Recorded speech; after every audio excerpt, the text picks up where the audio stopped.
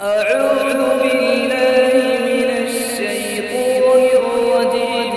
بسم الله الرحمن الرحيم.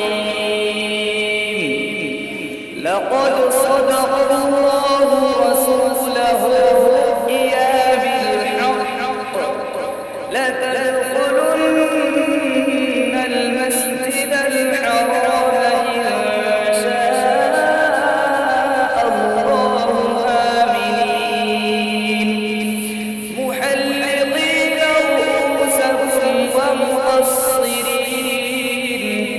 لا تخافون فعلم ما لم تعلموا فجعل من دون ذلك فتحا قريبا.